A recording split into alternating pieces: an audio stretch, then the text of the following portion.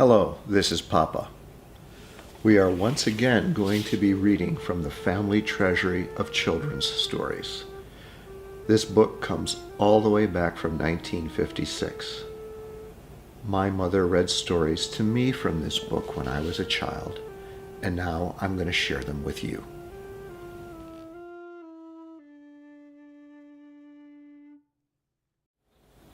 Hello, today we are going to read the story of the Three Little Pigs.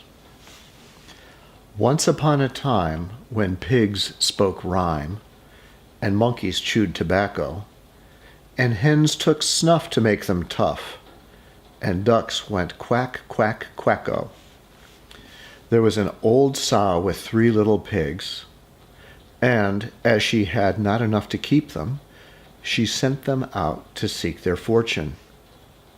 The first that went off met a man with a bundle of straw, and said to him, "Please, man, give me that straw to build me a house."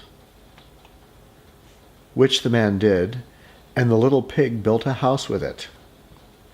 Presently along came a wolf, and knocked at the door, and said, little pig, let me come in." To which the pig answered, "No, no, by the hair of my chinny chin chin." The wolf then answered to that, "Then I'll huff and I'll puff and I'll blow your house in." So he huffed and he puffed and he blew his house in and ate up the little pig. The second little pig met a man with a bundle of furs and said, "Please, man, give me that furs to build a house." Which the man did, and the pig built his house. Then along came the wolf and said, little pig, let me come in."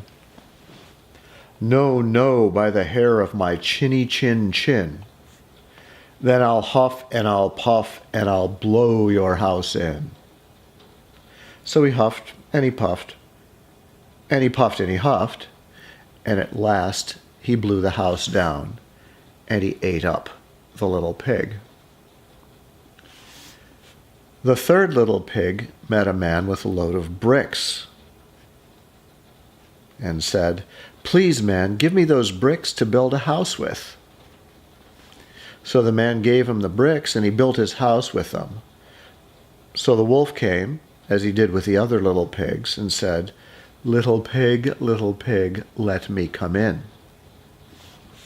"No, no, by the hair of my chinny chin chin."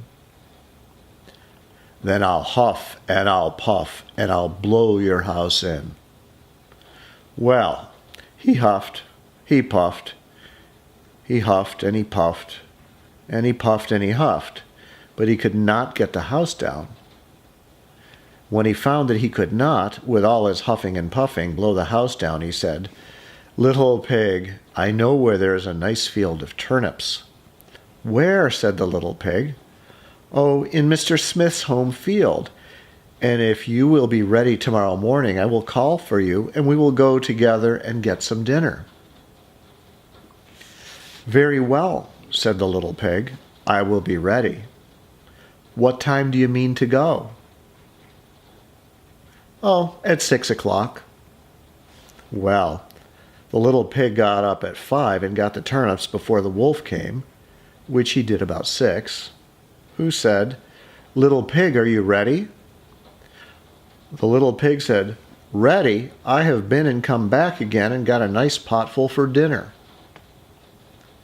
The wolf felt very angry at this, but thought that he would be up to the little pig somehow or other, so he said, "Little pig, I know where there is a nice apple tree." "Where?" said the pig. "Down at Merry Garden," replied the wolf, "and if you will not deceive me, I will come for you at 5 o'clock tomorrow and get some apples." Well, the little pig bustled up the next morning at 4 o'clock and went off for the apples, hoping to get back before the wolf came. But he had further to go, and had to climb the tree.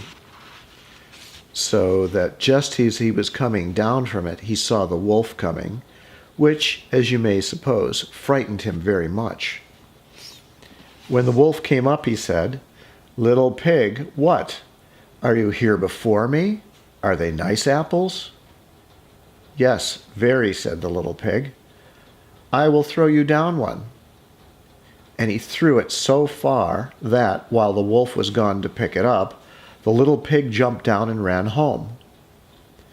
The next day the wolf came again and said to the little pig, "Little pig, there is a fair at Shanklin this afternoon. Will you go?" "Oh, yes," said the pig, "I will go. What time shall you be ready?" "At 3," said the wolf. So the pig went off before the time as usual and got to the fair and bought a butter churn, which he was going home with when he saw the wolf coming. Then he could not tell what to do, so he got into the churn to hide, and by doing so turned it around, and it rolled down the hill with the pig in it, which frightened the wolf so much that he ran home without going to the fair. He went to the little pig's house and told him how frightened he had been by a great round thing which came down the hill past him. Then the little pig said, "Ha! I frightened you then. I had been to the fair and bought a butter churn, and when I saw you I got into it and rolled down the hill." Then the wolf was very angry indeed and declared he would eat up the little pig, and that he would get down the chimney after him.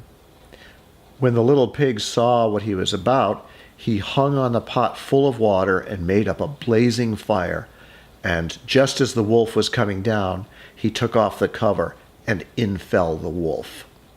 So the little pig put on the cover again in an instant, boiled him up, and ate him for supper, and lived happy ever afterwards. I love you.